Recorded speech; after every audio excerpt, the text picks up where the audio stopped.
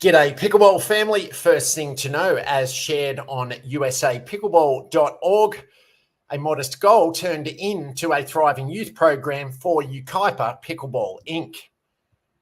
A few years ago, the Pickleball Club in Ukaipa, California was seeking to use the city's facilities.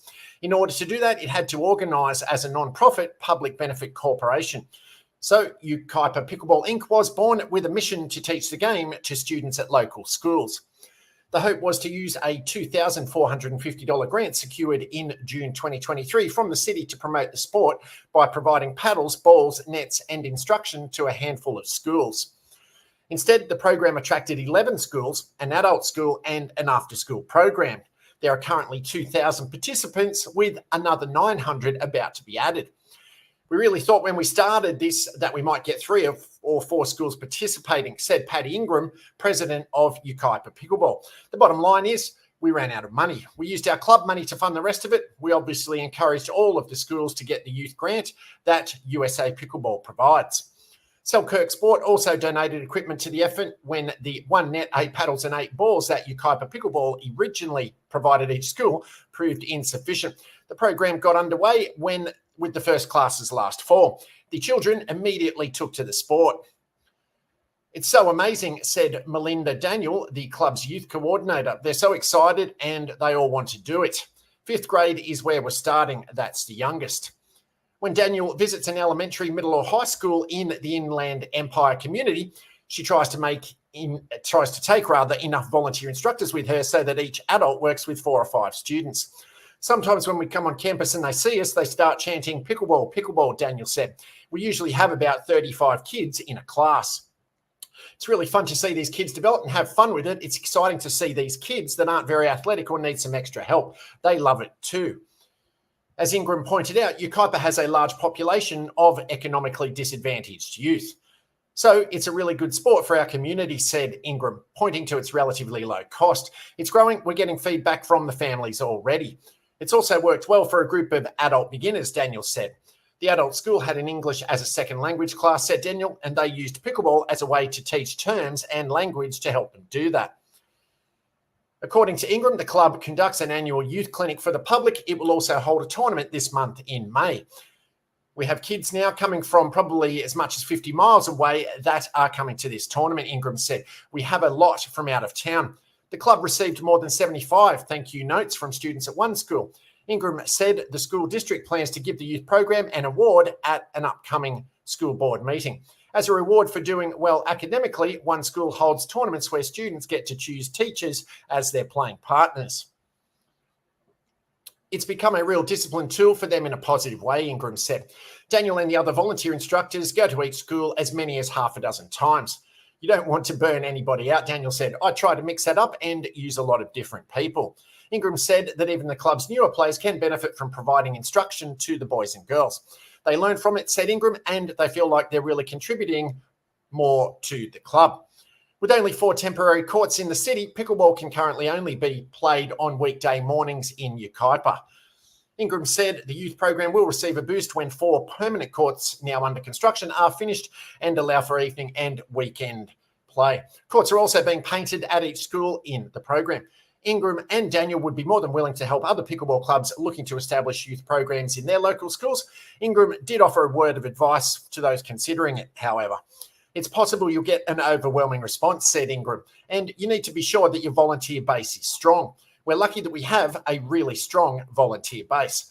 Thanks ever so much for making it this far into the update. Please be sure to hit subscribe and like, comment and rate on the platform you're watching or listening to it on so this and future episodes can be found by and shared with other fellow pickleballers. Second thing to know, as shared on tapinto.net, Pickleball Kingdom coming to Hamilton, New Jersey. With bragging rights to having successfully hosted national pickleball championships in both 2021 and 2022, coupled with its 18 dedicated courts nestled within Veterans Park, Hamilton Township, New Jersey, is steadily solidifying its reputation as the premier destination for pickleball enthusiasts in New Jersey. In a bid to meet the surging demand for Pickleball Kingdom, Pickleball Kingdom, the international leader of indoor pickleball, is transforming a 40,500 square foot building into a cutting-edge pickleball facility, complete with a cafe and restaurant. The facility, located at 1100 Negron Drive, will boast 14 state-of-the-art indoor courts that include outdoor surfaces, giving players the best of both worlds and eliminating the problem of inclement weather. In addition, this location will have conference rooms, meeting areas, a lounge, ample parking, and a mezzanine overlooking the courts. The facility aims to cater to the growing popularity of the sport. Hamilton is the centre of New Jersey pickleball, Mayor Jeff Martin said, with 18 dedicated outdoor courts in Veterans Park, plus the Pickleball Kingdom coming soon, plus their convenient locations. This is the best place to be for your dinks and drops. As previously reported, Veterans Park will also host pickleball clinics beginning May 7. This presents an unprecedented entry into the nation's fastest growing sport. Rob Street, the COO of Pickleball Kingdom, said the possibilities for expansion are endless, with significant advantages awaiting pioneers in all markets. The expansion into Hamilton is only the beginning. It paves the way for many New Jersey locations to come.